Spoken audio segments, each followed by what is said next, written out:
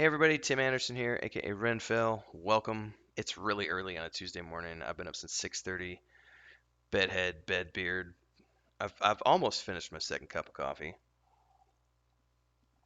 So maybe I could talk a little coherently, but I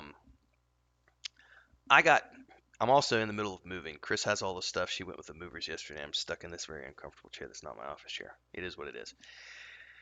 Um I'm fascinated with world building as a writer. Now, we are all familiar, most people are familiar who are Tolkien fans. We're familiar with all the mythology that went into um, Middle Earth from Tolkien's standpoint. Most people, when they look at C.S. Lewis, they are only familiar with Narnia, which is a great series. World building was not that meticulous on that series, but I feel like, or at least in the conversations that I've had and what I've seen online, most people don't realize that C.S. Lewis has a space trilogy, which is equally deep and equally meticulous in the world building, and there are a ton of parallels between the mythology that was going on in C.S. Lewis's Space Trilogy and what Tolkien was creating for Middle Earth and especially the Silmarillion. And there's even reference to Numenor in the third book in the Space Trilogy. And we can see some influences from Lewis in Tolkien's work and vice versa in their conversations and in their various works.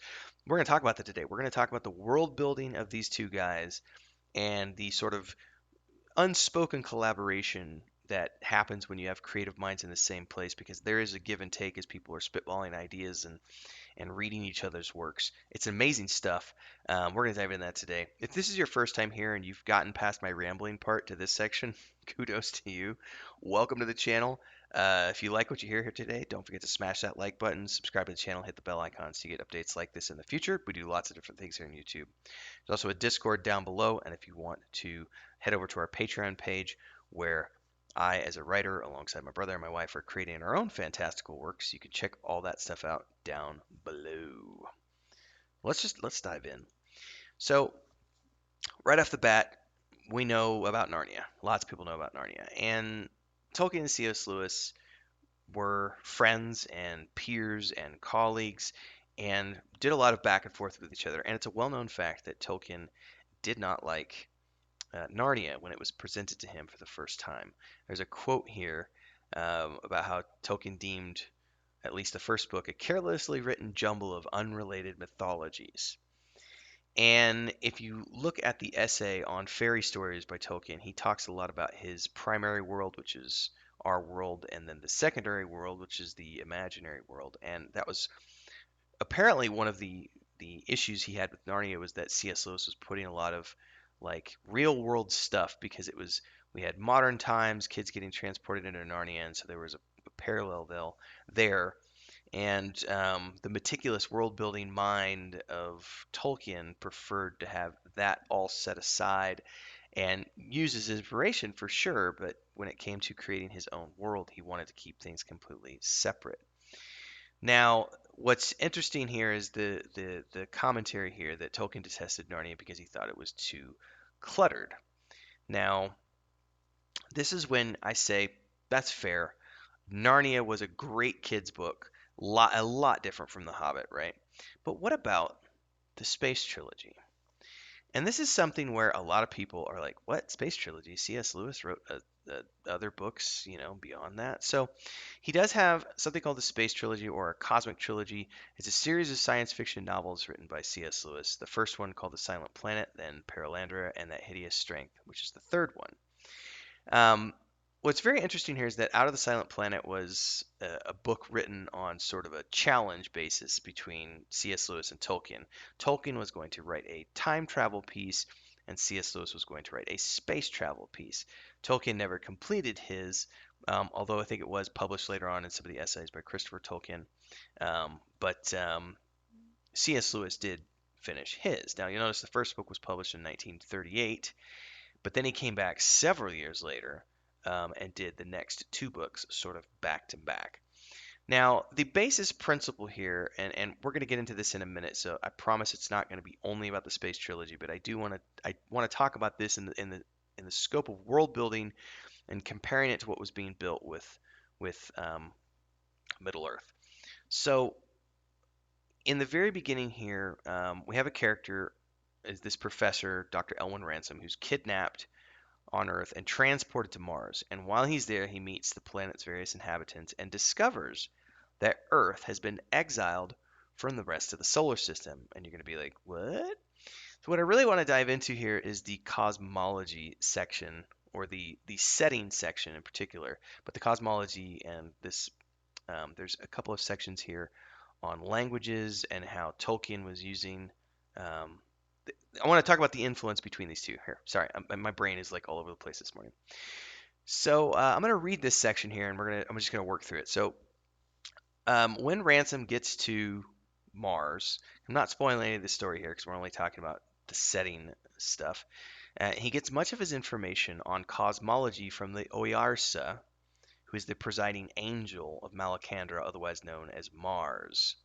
So there's this character known as Maleldil, the son of the Old One, who ruled the field of Arbol, known as the solar system. But then the Bent One, the Oyarsa of Earth, or Satan, rebelled against Maleldil and all of the Eldila, much as Morgoth rebelled against Eru and the other Valar in Tolkien's Silmarillion. In response to this act, the Bent One suffered confinement on Earth, where he inflicted great evil. He made Earth a silent planet, cut off from the Oyeresu, if I'm pronouncing that right. Oyeresu, I might be pushing that, which is referred to in the other name by as Thulkandra, the silent planet. This is Earth. Maladil incarnated as a man on Thulkandra to save the human race. And according to the Green Lady, known as Tinadril, or the mother of Perelandra, the planet Venus, Thulkandra is favored among all the worlds because Maladil came to it as a man. Earth will remain a silent planet until the end of the great siege of deep heaven against the Yarsa of Earth. The siege starts to end with the Oyarasu of the other worlds descending to Earth at the finale of the trilogy, That Hideous Strength. And on the way, they smash the moon to fragments. There's a bunch of cool stuff that happens. This is a fascinating series, but what I really want to look at is the fact that there's a lot to unpack in that section. So C.S. Lewis is obviously drawing inspiration from his faith, much as Tolkien did.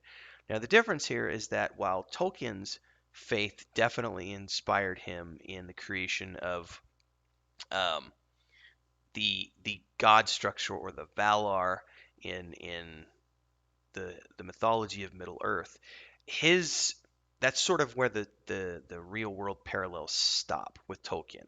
It was just an inspiration source. Whereas here with C.S. Lewis, we actually get sort of a retelling of the Bible story where we have, you know, Jesus coming to Earth and, as a man, to save the human race, and so there's multiple things happening here.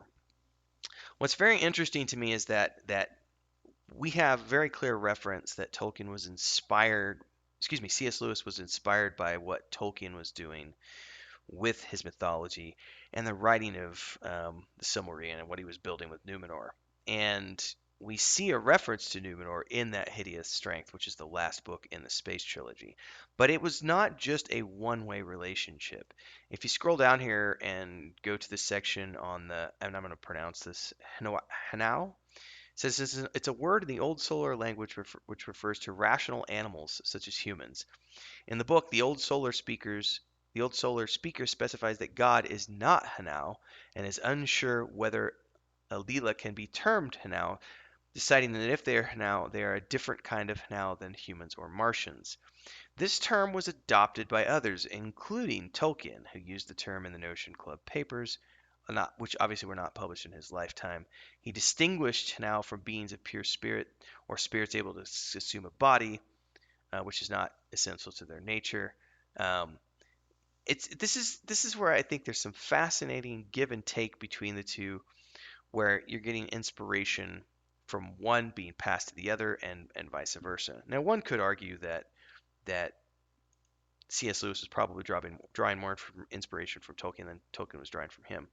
That's irrelevant to me. What is fascinating to me is, and this is why I'm a big proponent of writers groups, because there is a give and take when you have creative peers and colleagues working on something at the same time, and you're sharing things with each other.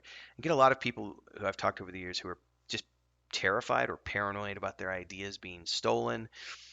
I don't really think that's a big of a deal in my mind because it can happen, but ideas are just ideas. That taking an idea and actually crafting something out of it, that's something that takes dedication, time, and commitment, and a lot of people don't have that. In any case, I think looking at if you've never read the Space Trilogy by C.S. Lewis, I would highly recommend that you dive into it. It is very heavy on the sort of injection of faith. So there's a lot of Christianity stuff in here. So if you're someone who is offended by that kind of stuff, I am a non-believer. I would classify myself as an atheist, perhaps agnostic, but somewhere in that ballpark. I grew up religious. I grew out of it.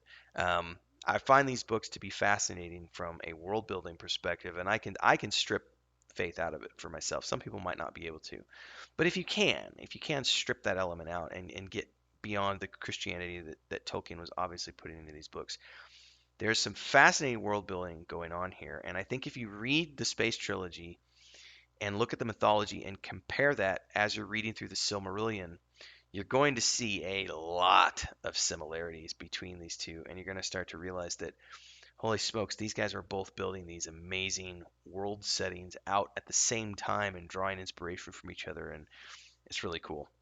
I'd love to hear your thoughts. Drop them down in the comments below. Don't forget, if you like this video, smash that like button, subscribe to the channel, hit the bell icon. All are good things to do. And of course, if you want to, you can join our Discord. Links are down there.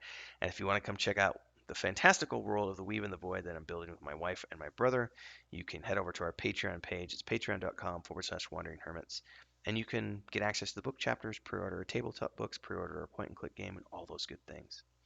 Thanks, everybody. Hope you enjoyed my rambling this morning. I'm going to maybe find some more. I might just dive into the next video. We'll see. Until next time, be safe out there, everybody.